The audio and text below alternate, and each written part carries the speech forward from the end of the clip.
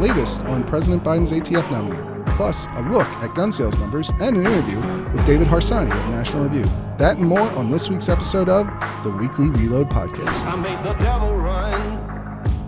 I gave him poison just for fun. All right, ladies and gentlemen, welcome to another episode of the Weekly Reload Podcast. I'm your host, Stephen Gutowski. I'm also the founder of TheReload.com. Before we begin, let me remind you that members get this episode a day early.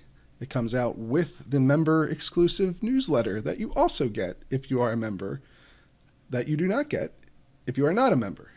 So head over to the website and sign up today. But let me tell you about what we're going to be discussing this week on the show. First, I'll give you a little bit of news update about where things stand with President Biden's ATF nomination, the latest developments in that story, which has really been going nonstop all week. There's been just story after story on President Biden's nominee, David Chipman, and then I'll give you a little update on gun sales as well, and then we'll have a nice long interview with National Review's David Harsanyi and I think he makes some really interesting points about the whole situation with David Chipman. So we'll get a nice deep dive into the latest on that front. It's kind of the biggest story in guns right now, at least in gun politics, and the Reload is really right at the center of it all. So that's what I designed this place to be. It's what I designed the outlet to do, is to break news stories that have a major impact. And that's what we're seeing on Capitol Hill this week. But let me start off by just giving you some of the latest news on David Chipman's nomination. This week we had Republicans fire back at Senate Judiciary Committee Chairman Dick Durbin over his rejection of their request for a second hearing on Chipman. Durbin had attacked the Reload specifically as he called it an anti-gun safety website, which is really a rather ridiculous thing to say. I'm the founder of the website, and I am quite literally certified gun safety instructor. So I know what he's obviously trying to say, which is that that the Reload is against gun control, which has obviously gun control groups prefer now the term gun safety groups, and so I guess he's calling me anti new gun laws or new gun restrictions, and as obviously a way of denouncing or detracting from my reporting. He did not offer up any sort of actual substantive response to the Reload's report on David Chipman allegedly making racist remarks while he was in management at the Detroit office of the ATF back in the early 2000s. And Chipman has not responded himself. The White House has not responded. There's been no statement, no denial, nothing really from David Chipman or the White House that nominated him. But Dick Durbin called the allegations baseless and implied that my sources were made up, which of course I stand 100% behind my sourcing. And the Republicans, they have called for a second hearing, of course, and they didn't like Durbin's response. They said that it was not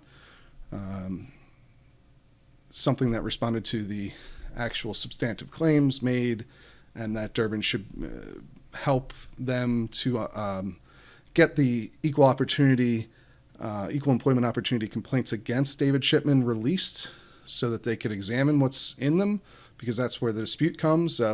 We know that the complaints exist. Both Chipman and Durbin have said that that's the case. Chipman has said that the complaints were resolved without any sort of punishment, but obviously that doesn't necessarily mean that he didn't make racially insensitive comments, or that he didn't do anything wrong. We don't know for sure because we don't have the full story. All we know is that these complaints exist and that there are agents, current and former agents, who were aware of these complaints before news of them broke publicly, which obviously implies that the story itself is not completely fabricated. Instead, it's likely that there's a dispute between whoever made the complaint and Chipman himself. And obviously the Reload has not been able to confirm the validity of the complaints. We just know what has been reported to this point, what we've reported. So if you want to read more on the complaints and the situation that this is all stemming from, you should go check it out on thereload.com. But this week, Republicans responded. It's a bit odd to be at the center of a fight between senators on Capitol Hill in the Judiciary Committee, where they're by name arguing over your reporting. Republicans cited, CNN's Jake Tapper, who is an early subscriber and supporter of the Reload and my reporting, as evidence that I'm a credible reporter. Which is, I guess that's nice to hear. I certainly think that the reporting stands on its own merits, and my decade-long history of reporting in D.C. and on national, gun politics speaks for itself. But obviously, I appreciate the support that I've gotten from a number of major media reporters like Tapper and Jane Coaston of the New York Times and several other ones, and it's still very odd to be obviously in the middle of this whole firestorm for reporting what sources told me. Obviously, I can't reveal their names. They're concerned about retaliation were Chipman to become the director. Those, to me, are legitimate concerns, and so I agreed to allow them to speak without identifying them by name for those reasons, because they could have their lives upended were, their names to get out. And if they don't want to take that risk, then I respect their decision on that front. I would always prefer for every source to be on record, but that's obviously not realistic all the time, because sometimes speaking on the record can be detrimental to a person's livelihood or even their life. Not in this situation, obviously, but in other situations dealing with criminal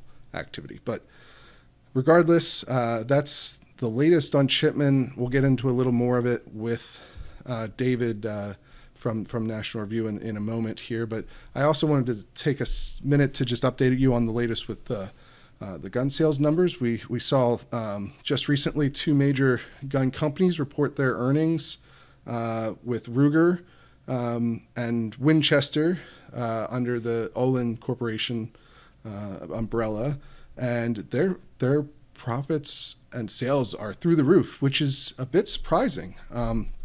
You saw nearly 100% profit increase for Ruger, both in the period between January and June and the period between April and June.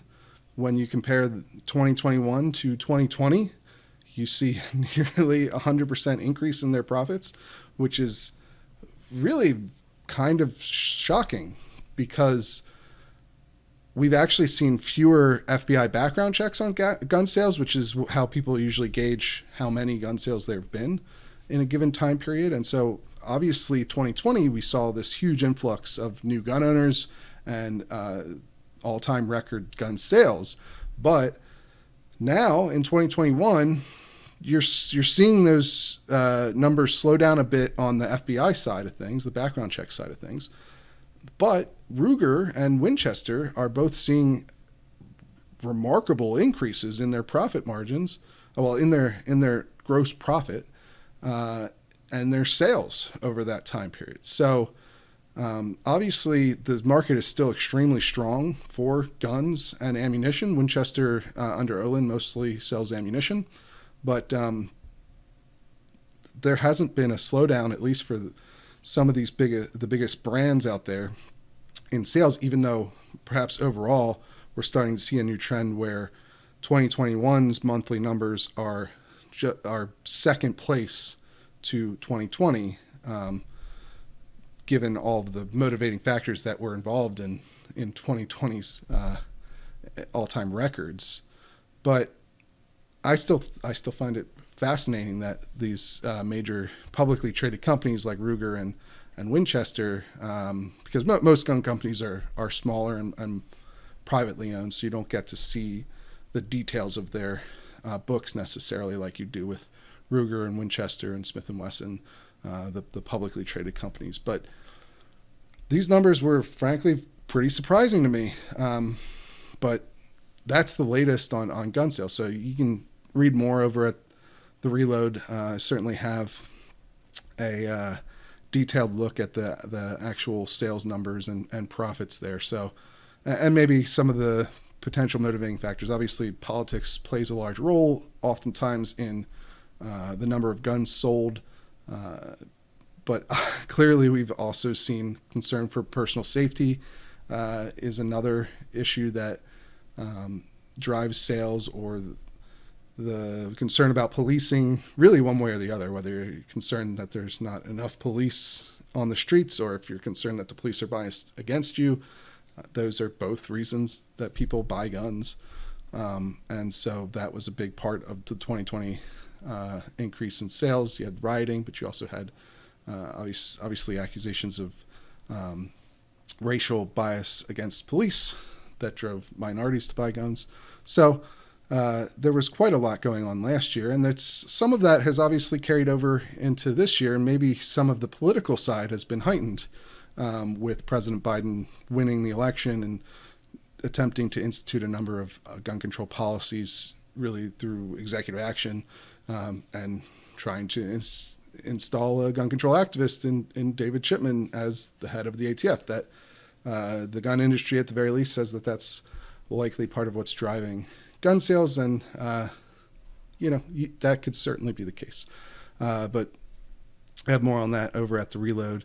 And in addition, there's also a members piece where I look at the very latest on David Chipman's nomination, including a number of gun control groups now coming out publicly to attack the White House for not doing enough to get him confirmed, and how everything that's happened and the response to it, how that all plays out in terms of the likelihood that he'll be confirmed. So you can head over and read that. It's a members only piece, but I think there's a lot of insight there. I wrote back in May, what was the likelihood then?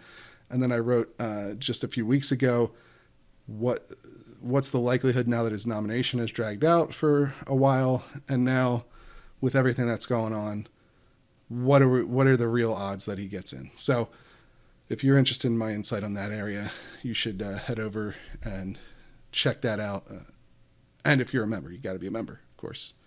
Again, comes with lots of perks. So this is the only ad for this whole podcast, is that you go buy a membership. The Reload is 100% reader funded and does not take ad money from anyone else or any other kind of contract deals with that are off, out of view. It's 100% funded by readers. So that's the only ad pitch you're going to get throughout this entire podcast. But now we're going to head over to the segment where I talk to David about David. So enjoy that one. All right, we're here with David Harsanyi of the National Review. He's a senior writer over there. David, can you tell us a little bit about yourself for any of the listeners who might not know who you are? Well, I'm a senior writer at National Review. I've been here since 2019. Before that, I was one of the original senior editors of the Federalist, starting in 2013. And before that, I had numerous jobs. But for a long time, I was a columnist at the Denver Post. So that's basically my professional resume. Right. And you're also an author as well, right? Yeah, I've written a few books, and one called First Freedom, which is about sort of a history of gun culture in the United States. I wrote that in 2018. Yeah, and so you've done a lot of writing, obviously, about guns, or else it would be probably a little weird for you to be on the show. But Yeah, it's an interest of mine for sure. Yeah, you've been around, you've been writing about this, and today I wanted to talk to you a little bit about David Chipman's nomination to run the ATF.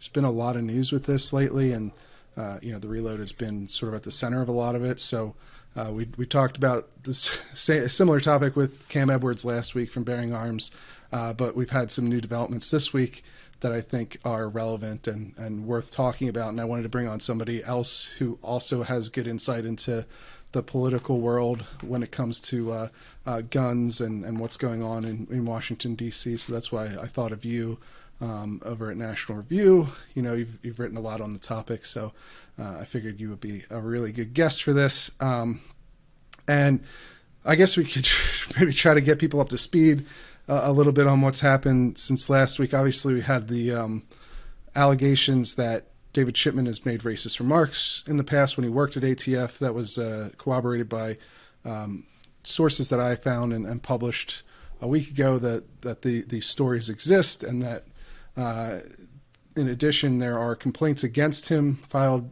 with the Equal Employment Opportunity Division over there, and those are under seal. Chipman has admitted they exist, but they haven't been released, and we don't know the details contained within those complaints other than what these allegations are. Now that created obviously a bit of a stir in D.C. Republicans on the Judiciary Committee want a new hearing to investigate this, but we had Dick Durbin respond to that request from Republicans and essentially say no, and then effectively attacked me and the Reload as an anti-gun safety website, which is part of, I guess, like a cabal to try and block Chipman by the gun lobby and so forth. But I think he called me far right, which if anyone who's listened to this podcast before, I think, you can judge for yourself on the content that I put out. But so right now we've got the Senate Judiciary Chairman, Dick Durbin, saying they will not do a new hearing, didn't say anything about it releasing the complaints. He also admitted that they exist, but again, didn't call for their release. And then you had Jen Psaki, the White House press secretary, said on Wednesday that the White House is effectively standing behind him and his nomination. But you also had Politico report that Angus King of Maine is sort of the leading opposition, I guess, internally inside the Democratic Party against his confirmation, that he's already told the White House that he would not vote for him, although apparently the White House still believes he's perhaps persuadable. So, and then you also had, there was kind of a lot with Chipman has gone on recently, but you also had him, there were 7 retired agents who came out and said that they did not want to see him confirmed because they didn't believe he had the temperament to run the agency, and that his history of gun control advocacy could be detrimental to the agency carrying out its mission, which is similar complaints to the ones that I had published by agents last week. And then you also had, it turns out that Chipman forgot to include a media appearance he had done on Chinese state television while he was working for one of the gun control groups back in 2012, the end of 2012. And so he didn't disclose that where he was supposed to on his application, I guess. I'm sure it was an innocent oversight. Yeah, so there's been a lot has happened. There's a lot going on with the Chipman nomination. I just wanted to get your take on the whole situation now, where it stands and where you think it's going. Well, I guess I'd start with saying that it makes sense that Democrats don't want to bring him back in front of a committee because he was just awful when he appeared in front of a Senate committee at first. In fact, I think they folded in his his testimony with another nominee so that the senators would only have, I think, 5 minutes of questioning. And he, yeah, I think they actually had him alongside like 4 other nominees. So it's kind of like a very quick hearing that he got. He's sort of snarky and sarcastic sometimes. I think that doesn't play very well. I mean, I think it's fine when you're a activist, as he was for many years. That works fine on TV, but it doesn't exactly work with senators. And I should say, just personally, I think that clearly he's not temperamentally, a good fit for this kind of job, but also professionally, I don't really understand what in his resume lifts him to this sort of position. And, ideologically as well, I mean, he's been an activist for a long time. It's the only reason he's there. His mockery of gun owners, I think, is something you don't want in a law enforcement, to see from a law enforcement official who needs to work not only with legal, gun owners, but also, gun owning, groups that deal with gun owners, hunting, whatever, whoever the ATF deals with. So I think there's all of that to consider.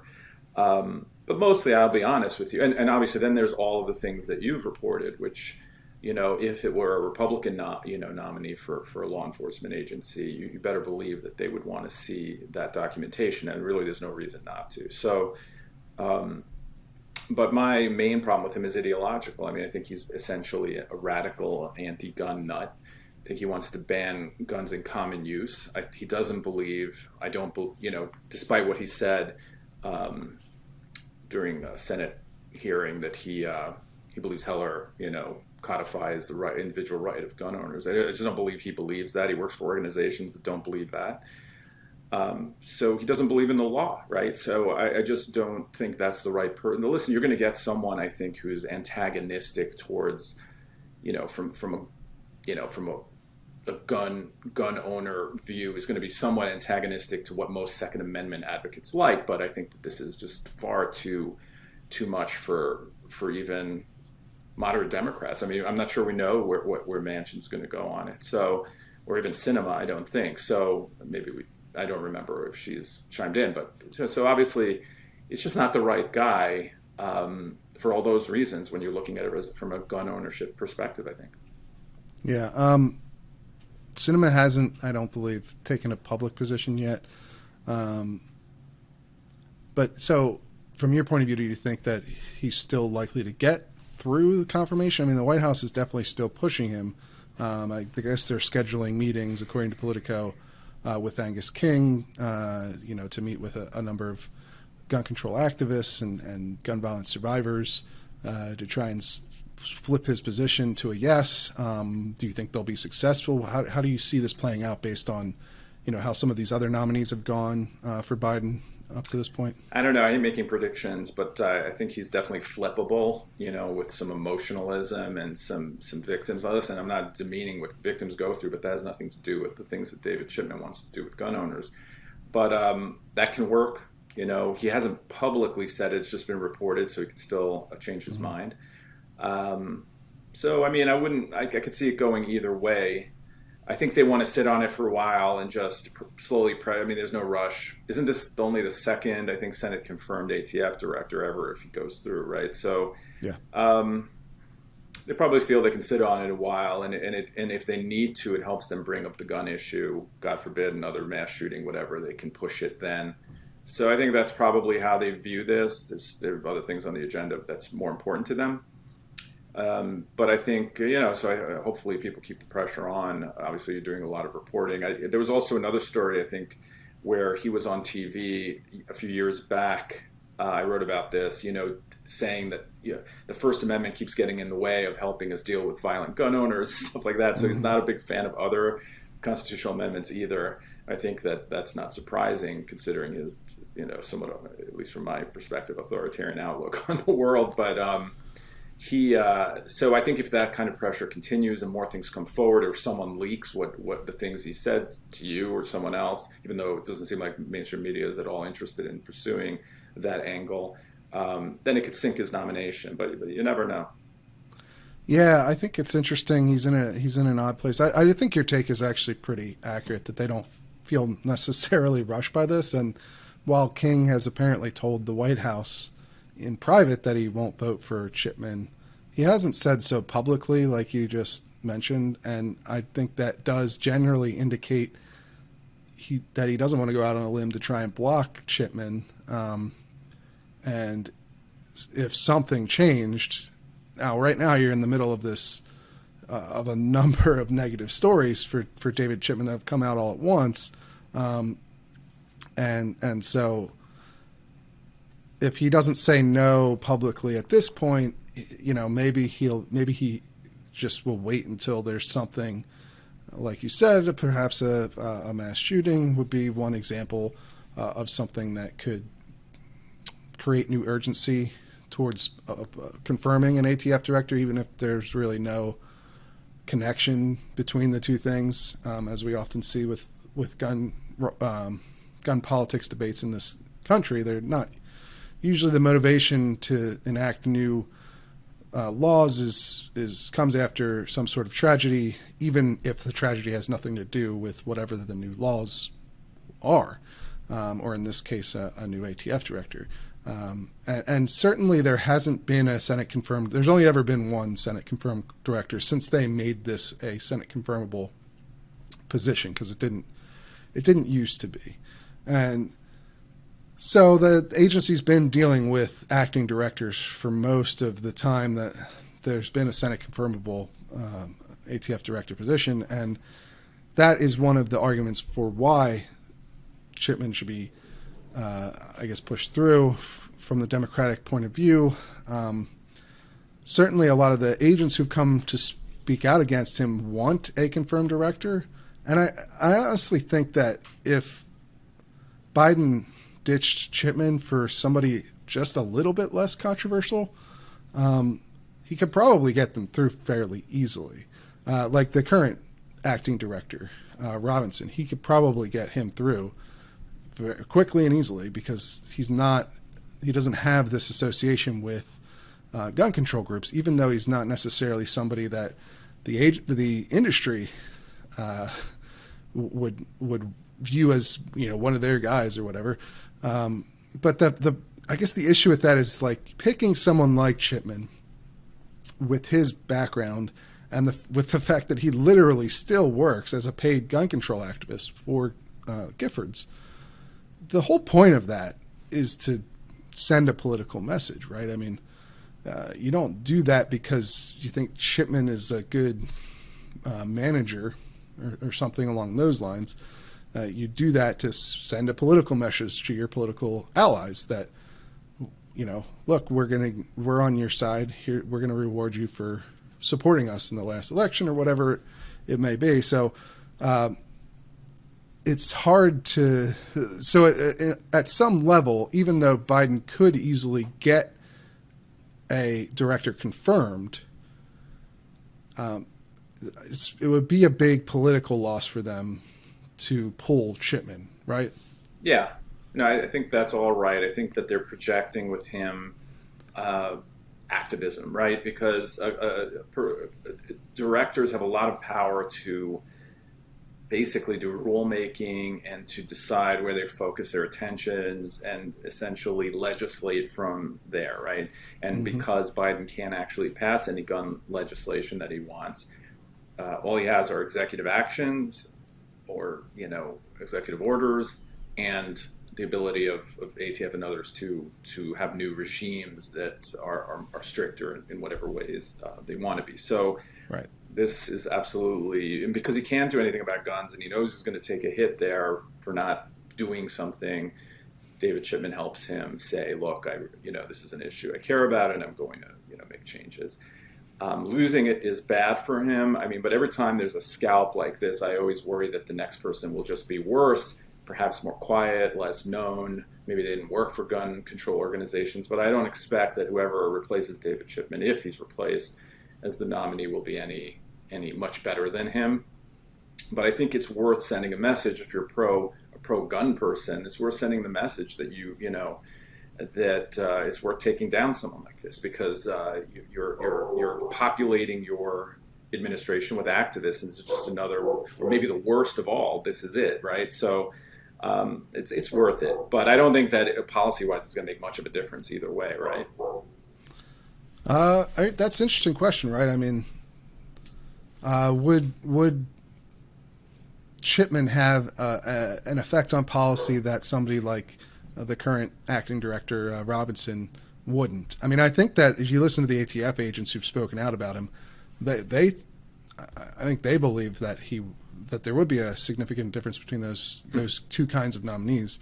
I mean, he certainly could try to put up another open activist like Chipman, or he could try to find someone who's quietly, I guess, in favor of trying to push the limits of what the ATF can do on its own.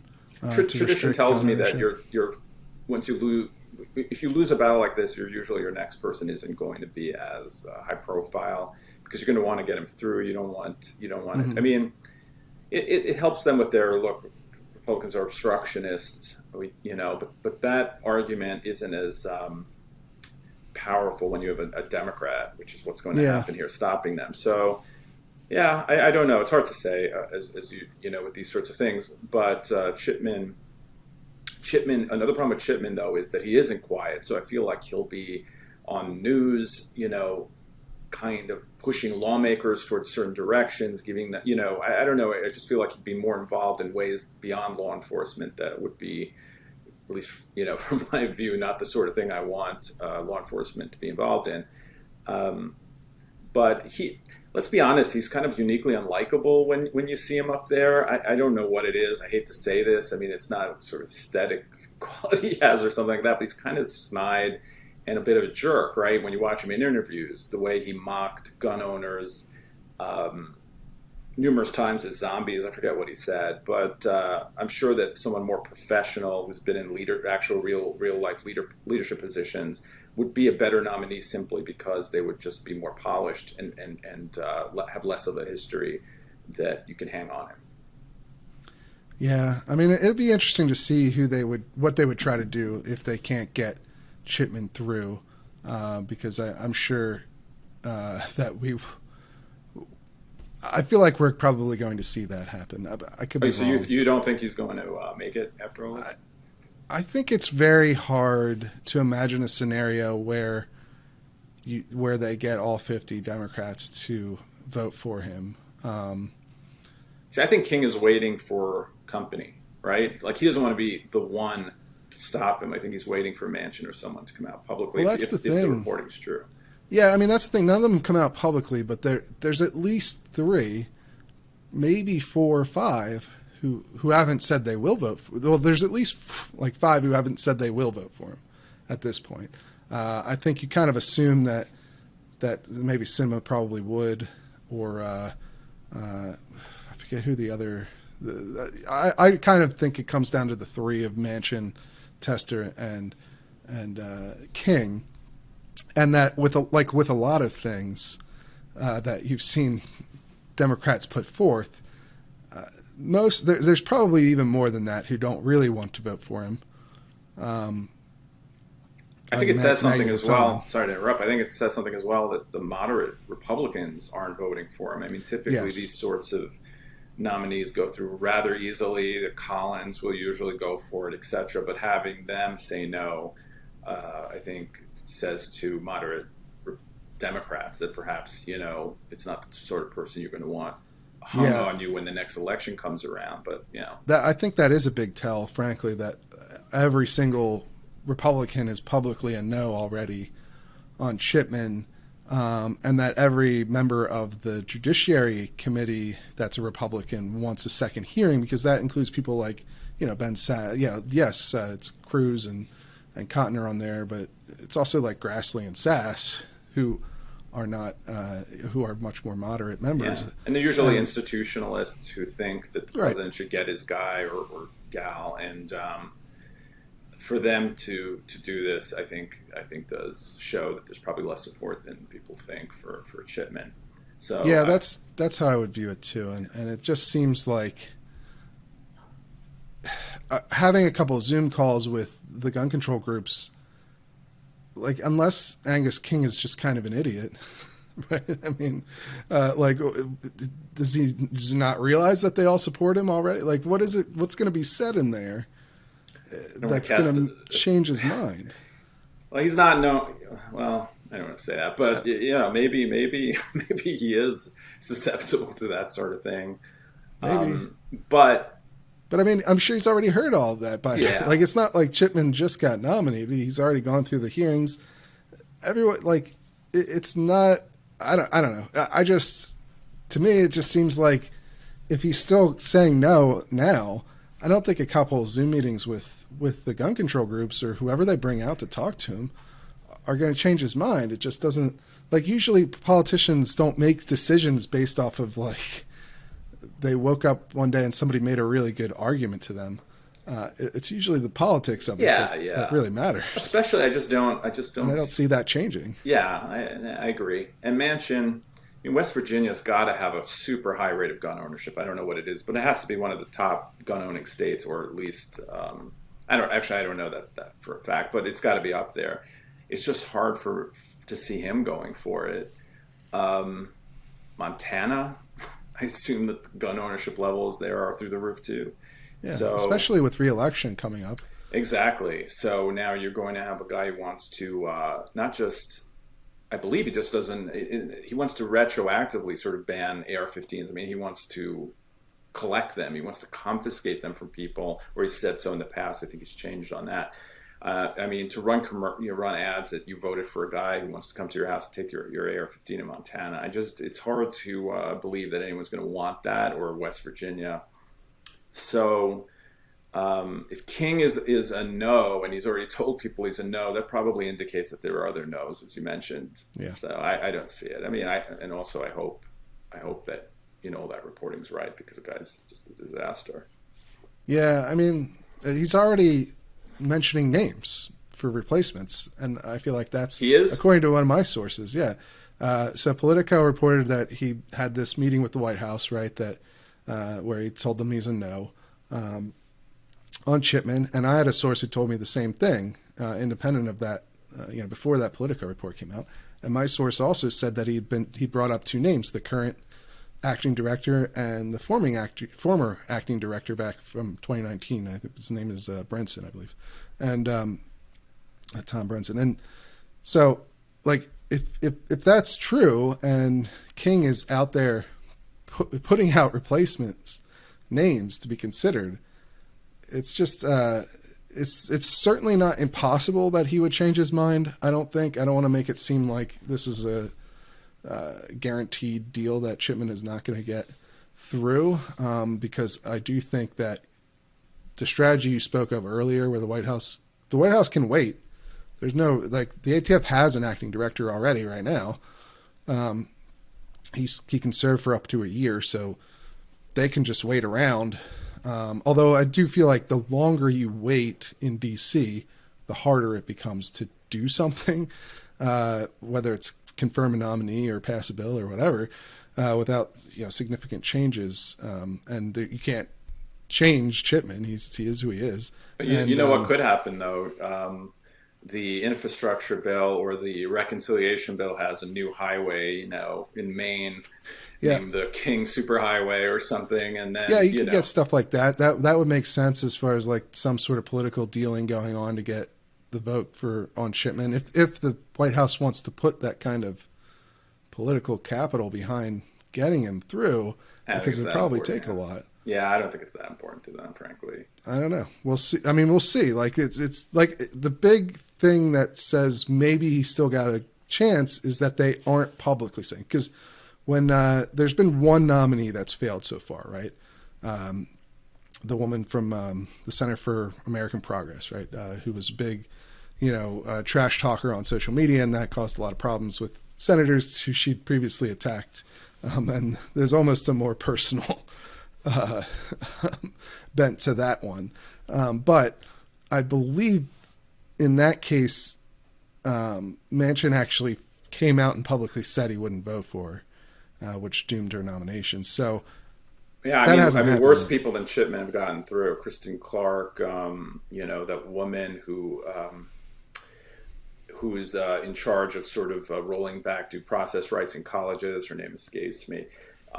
So it's weird. I think this is just more politically loaded for people in purple states or Democrats in red states than those nominations where it's a little, it's about legality and, things that aren't culture war issues, I guess, like guns sort of are. So I think that's what sort of separates this a bit. And also, again, just that the guy has been out there, mocking gun owners and stuff has really probably offended or easily offends gun owners. So, and also because he's kind of a, because he is an authoritarian.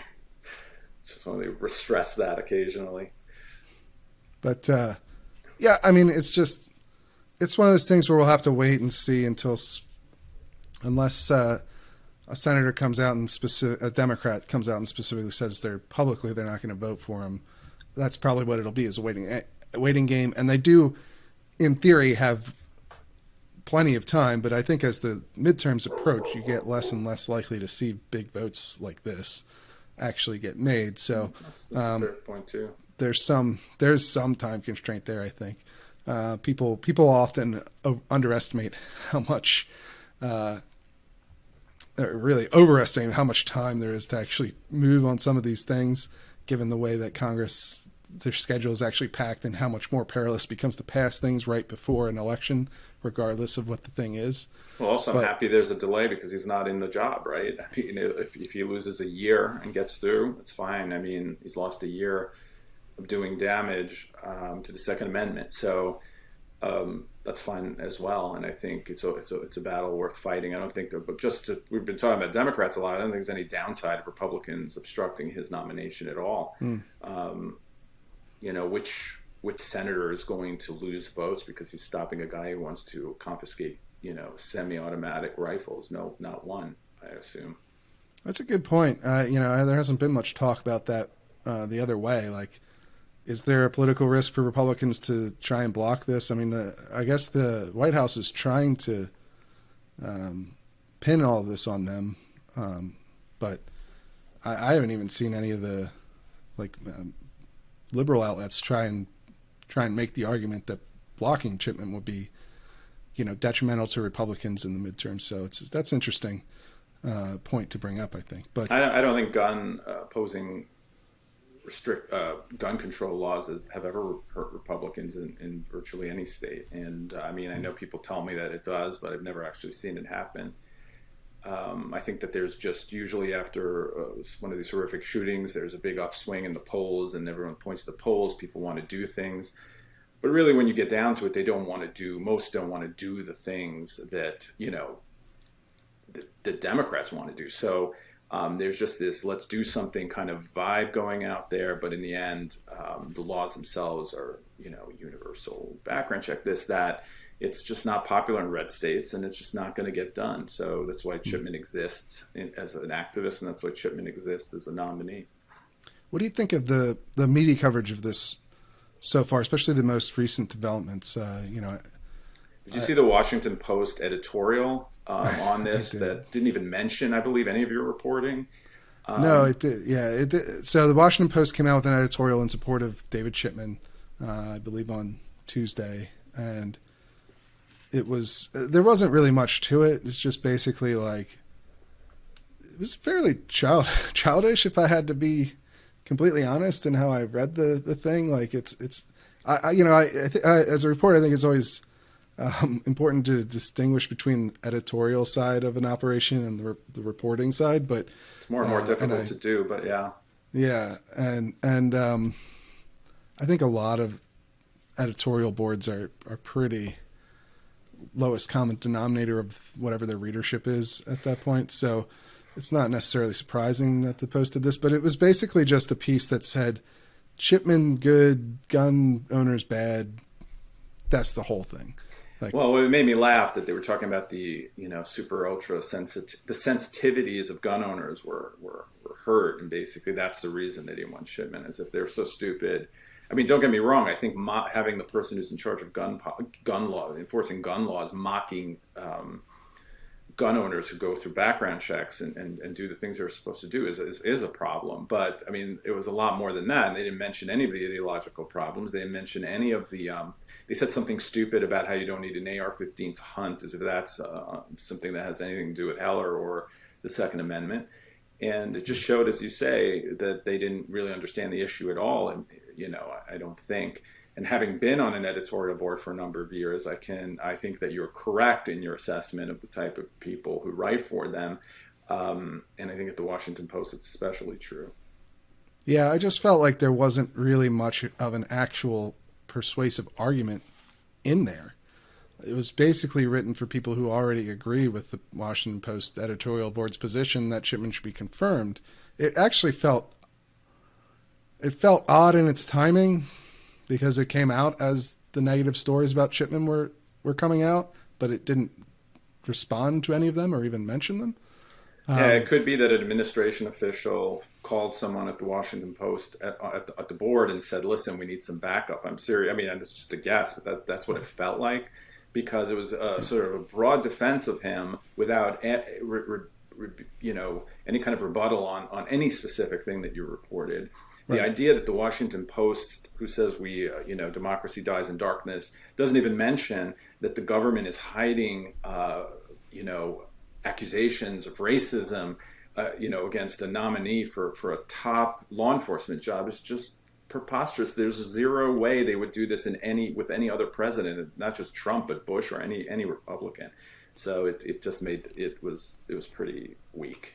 Yeah, I mean, it's hard to look at the circumstances and think that they would have done the same thing with the Republican nominee. It's just, the main question that I came away with after reading that editorial was, does the Washington Post editorial board even care whether or not the allegations that he made racist remarks are true?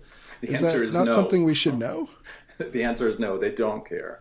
They don't care, and they want him there because he is an activist, and they want him there because they want him to do the things that we're talking about that he would do. Strict enforcement in certain ways that undermine and inhibit gun ownership for law-abiding citizens, and that's what they want. Because why would you throw in all kinds of throwaway lines about, how the Second Amendment doesn't protect AR-15s if you don't actually want him in there making it harder for people to own them, and scaremongering about ghost guns or whatever, sometimes I forget what they were talking about. But, yeah, they do not care, and that's fine. We know what they're about. But the problem for me is, and the reason your site exists, is that there's no one at that newspaper who understands guns at all. The person who wrote that editorial knows nothing about the Second Amendment, knows nothing about Heller, probably has never even met someone who shoots guns or anything, a gun owner. It's certainly not, a gun owner themselves. So, which is crazy because maybe 40% of households have a gun in them. So you would think that the nation's leading newspaper in the capital of the country would have one editorialist who understood the issue to some extent, but they do not. Yeah. Yeah, you hit the nail on the head with that, I think. But as a reporter, and I mentioned this earlier, like I tend to make distinctions between the editorial side of papers and the reporting side, and look more favorably on the reporting side in a lot of cases. But I would say that the lack of follow-up to my story has been disappointing at best. The Politico did mention it in their piece, to their credit, but it doesn't appear that anyone other than me at the Reload has even asked these senators who are on the fence about Chipman about these allegations. Like it doesn't appear that anyone has asked the White House about them other than myself. And I just can't imagine that happening if Chipman was a Trump nominee or a Bush nominee or whatever. It's just, I try to have a forgiving view of the situation with most reporters and guns and gun coverage because, I think most reporters try to do their job as best they can, and that a lot of the mistakes made in on the reporting side of, media mistakes on guns boils down to ignorance, which is obviously still a problem, but it's a different problem than, just pure animosity towards guns like you see with a lot of the editorial side things. It's because you're a nice guy and you're a reporter and you're forgiving. But I have to tell you, I think there's a corruption within media. And I'm not saying that everyone who reports about guns makes these mistakes on purpose, but I think that there's an ideological prism that everyone looks through, and the problem isn't that they are writing from a left-wing perspective, which I think is most often the case. And when I was young, it wasn't even like guns were a left or right-wing issue. It was a little bit different. It was more like a rural, urban issue, kind of. But anyway, now it's, I think, fair to say a left-wing issue. It's not just that they look through a prism of the left. It's that they're not curious to know about it at all. They don't. How often do they? I mean, maybe they do, but how often do they actually call someone who knows what they're talking about? Very rarely. They just find some quote they like. They like imbue the whole thing with emotion.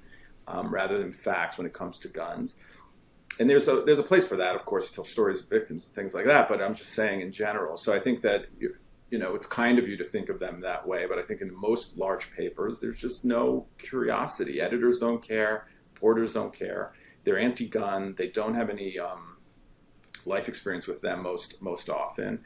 And listen, I grew up in an area where no one had guns, and I even though I was pro Second Amendment, I thought people who like guns a lot were nuts, right? I mean, it wasn't until I moved to Colorado where I met these people and I saw how diligent they were and how much they cared about safety and how they weren't a bunch of slack-jawed yahoos, on pickup trucks shooting, automatic rifles into the air.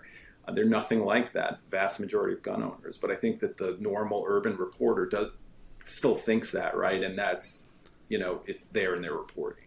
Yeah, I think there's like a default that is, maybe not as extreme as you're describing it. I don't know that I agree completely that the default is that extreme, but I do think that kind of thinking exists to a lower level as like the default characteristic for a lot of reporters at major media outlets, that they don't have like an active opinion on guns, but this is what everyone around them thinks. And so their base level is very much misinformed about firearms, and then also about why people own them and like them. And so they're much more likely to just repeat certain, talking points from the gun control groups or whatever, or repeat common misconceptions without doing the due diligence to understand the issue that they're reporting about. And I think a lot of this tends to stem from the fact that we don't really have gun reporters in the United States at major media outlets. Like you mentioned earlier, there's actually more than 40% of the country report having a gun in their home. But we don't have anyone outside of like the Reload, where I started my own entire publication dedicated to this, who is actually on the gun beat as a reporter at a major outlet. There just really doesn't exist anyone like that. And it's odd because every outlet has labor reporters, right? Probably multiple labor reporters, which makes sense because it's an important part of society. But labor households make up like 7% of the country. Now they have a lot of political power, but it's just an odd thing that's an industry-wide problem. Okay, can I give you a quick example of how this prism totally skews the news? Recently, so Chipman's losing, it looks like. So a bunch of newspaper reporters write, even with the NRA, in trouble and lacking its power, somehow Chipman is still in trouble. Like they've internalized this idea that the gun lobby, not gun owners, but the gun lobby has all this money and power, and that Ted Cruz only votes for gun stuff because the NRA is going to say something bad about him. Now, don't get me wrong. I think the NRA coming out against you is not helpful politically in many places, but the NRA is only powerful because of gun owners, because there's many gun owners. And if the NRA goes away, another organization will come. And in my opinion, it'll probably be more aggressive than the NRA, which hasn't been as aggressive as people think, especially on the legal end. and will replace them. But they've internalized this idea that there's just big gun money, and it's not like that. And that's how they report it. And it was just so funny reading it. Instead of coming to the determination that actually there are tons of gun owners in this country who don't like Dave Chipman, they came to the determination that it must be some other group, the what's it called, the NSSF, is that right? Yeah, NSSF. Yeah, it's got to be some other powerful group, stopping it. And they just simply can't come to terms with the idea that a bunch of people in this country, like their guns and just don't want government interfering with that right. And yeah, I think that's an astute observation about one of the common misconceptions that gets pushed around by media people. Whether I think oftentimes that's the talking head types, but you do see it in reporting, hard news reporting as well, and it is pretty ridiculous because it's just like literally just boils down to this thing I don't like can't be popular. It must be because powerful people are buying off the politicians like that. Yeah, they do that with a lot of things. Obviously, you see right? that. Yeah, they do that with a lot of things because they don't want to attack gun owners themselves. They want to say the NRA is a terrorist organization or Right. whatever they say. And then it's, so many politicians stand up and go, I won't, bend to the NRA. It's the least brave thing you could say. The NRA, no one likes the NRA in New York or, in any urban area. It's not like Hillary Clinton is losing a vote because she stands up to the NRA. And what does that even mean? It doesn't even mean anything. But anyway, that's off topic a bit. But no, I think that's a very good point about these misconceptions that flourish due to really just ignorance. It's just kind of such a simplistic point, like argument that you see made about this is the easy way out of any time something you support isn't as popular as you wish it was. You just point to nefarious forces keeping it down because the people all agree with me.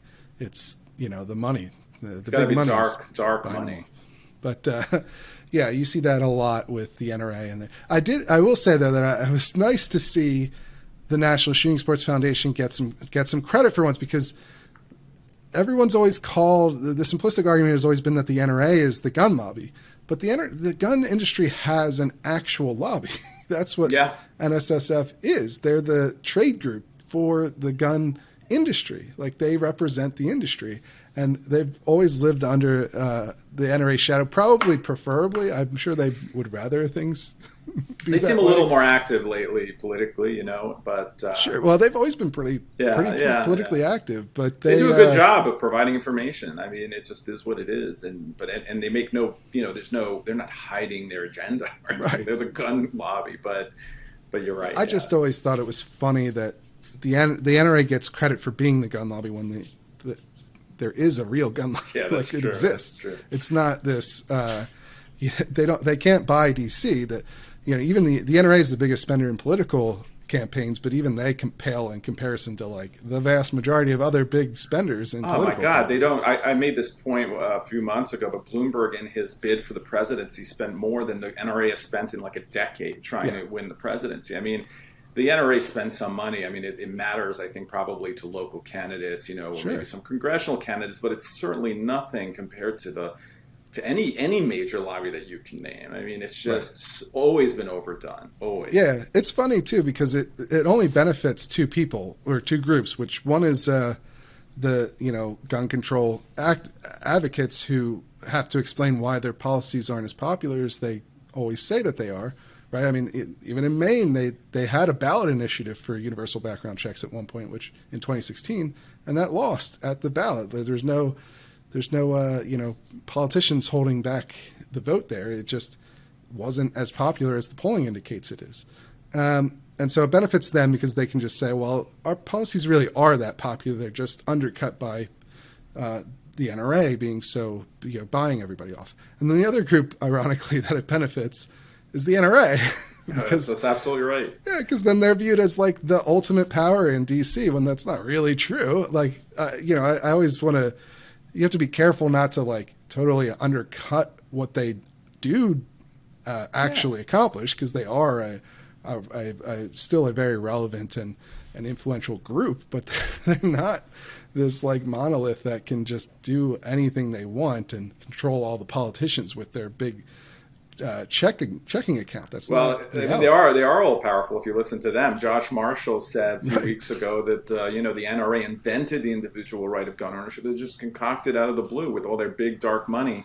I mean, this is just again. I'm not to mention my book again, but whatever. I mean, the history of the Second Amendment, there is not a single person anywhere in the founding or before the founding or after the founding until maybe the 1930s that ever thought of gun ownership as anything but an individual right. No one ever argued any other way, but Josh Marshall can blame the NRA, which wasn't even involved in politics until maybe 1977 in any real way, for inventing this right. So it's an easy and lazy way to argue, and so it's very useful, and it makes the NRA, it probably feels not good for the NRA to think that they're powerful enough to invent an amendment. That's the ironic thing about it, is that in the end it benefits the NRA by making them seem much more influential and powerful than they are in reality, even though in reality they are still influential in their own right.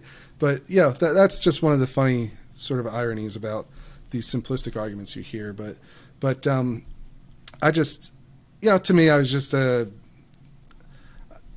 I try my best to give the benefit of the doubt to other reporters, and I do my best to, offer education when they want it, or advice on stories or whatever. And they do. I've had a lot of reporters take me up on that, so I don't want to undersell, the idea that there are reporters who really genuinely want to learn more about an issue when they write about it. I think a lot of good reporters out there want to do that. I just, it's more like you look at the media landscape and you look at the responses to these stories, and maybe it's just sour grapes on my part. I don't know, but when I saw how everything unfolded last week with, the corroborating these allegations of racism against a major nominee to run a federal agency, which got no coverage at all, not a single outlet covered that until Politico linked to it in their report, and then no follow-up, and then that caused actual action on the Hill. The Republicans, the entire Republican caucus on the Senate Judiciary Committee wants a new hearing specifically because of this story by name. They say that Mitch McConnell, the minority leader, says that the nominee should be withdrawn, which I don't think he's. I mean, I could be wrong. Obviously, Republicans generally oppose all of the nominations that Biden has put forth, but I don't think that he's done that with another nominee. And none of this received coverage from anyone outside of conservative media or Fox News until this Politico report, which is really also not about any of that. It's kind of just a follow-up of Angus King. It's good reporting, but it's a follow-up about the story that they'd been covering in major media, which is just that these Democrats are on the fence. And everyone's done that story, which I wrote back in like May, after the confirmation hearing, or the early June. But you don't have to be modest. That's a good reporting, because it's actually, it affects something important. It's about a nominee that's up right now, and that's the kind of reporting we should be getting from major outlets. But we only get that kind of deep dive when Republicans are up. It just is what it is. It's hard to ignore. Yeah, I mean, there are plenty of. I in general, I think, and I've gone. I used to always say, listen, these people see things from a certain point of view, so they're not doing it on purpose. But I've changed my mind about that. I think there's a lot of corruption. I don't mean it as in illegality. I just mean a corrupt media landscape that is partisan. And so it's difficult to ferret out which person's good or not. But there are real reporters out there who try to do the best they can, but they're not really rewarded in the same way someone who's political is. You know what I mean? So if you have a big piece about how guns are terrible, people are going to read it. You're going to get the clicks. People are going to pat you on the back in the newsroom. And if you write a report about, AR-15s are only responsible for, 5% of gun crimes or less, actually, then they will not pat you on the back and you will not be rewarded. So, that's the dynamic I think is in play, and that's why they ignore your story. And I wish I had a better, a rosier view of media right now. Yeah, me too. Well, I always try to stay optimistic on it. Yeah. and try not to paint with too broad a brush. But when I'm old when the and pattern cranky, is like so, this, yeah, I get old and I get cranky, and it's hard to be positive at this point. But I mean, Yeah. listen. I'm a columnist, whatever, and you're a reporter, right? So I think that it's fine for you to, and it's a good thing that you make yourself available to reporters, and if people reach out to you, I think that that's a positive, and things change, right? So maybe things will get better in the media moving forward, but I haven't seen any clues. We'll see. We'll see. I don't. This particular one doesn't, engender a lot of hope. Obviously, this instance, but I remain hopeful and open to helping anyone else who wants to learn, and they don't have to adopt whatever personal opinions I have about the gun issue like that. That's never a requirement of someone, me talking to somebody about. The issue, or just explaining the gun laws as they are, and there's just a lot of misconceptions, even within the people who write about this stuff, unfortunately, and it remains and it builds. I mean, people attack me when I say you should know the difference between a semi-automatic and an automatic gun, right? Let's say. So they attack you like, what do we need to know everything about a law to be against it? Or, do we need to know, we need to be scientists to have an opinion on COVID and things like that? No, but if you're going to literally want to pass laws that have to do with the mechanics of a gun, you should have some basic knowledge of how they work. I mean, literally the laws that you want to pass are about the mechanics of a gun.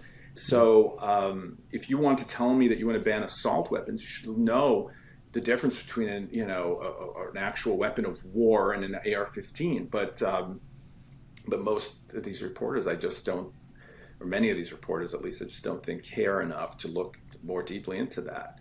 So anyway, I think I made a point on that issue. Why don't you tell us a little bit about where people can find you and your writing? Most of my writings at National Review, so National Review Online. Occasionally I write for the New York Post and some other outlets, and you can follow me on Twitter at David Harsanyi, one word. Wonderful. All right. Well, thank you so much for joining us. We really appreciate your point of view on this. I think you're one of the best gun writers out there, one of the best gun columnists. Thank you. So I really appreciate you coming on and sharing your perspective with us. Keep up the great work. Thank you. All right, that is it for this episode of the Weekly Reload podcast.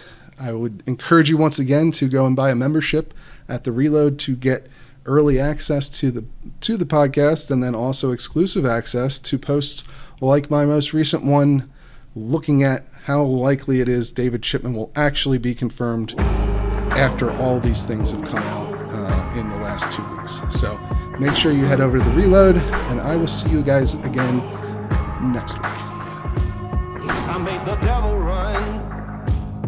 I gave him poison just for fun. I had one friend, now there's none.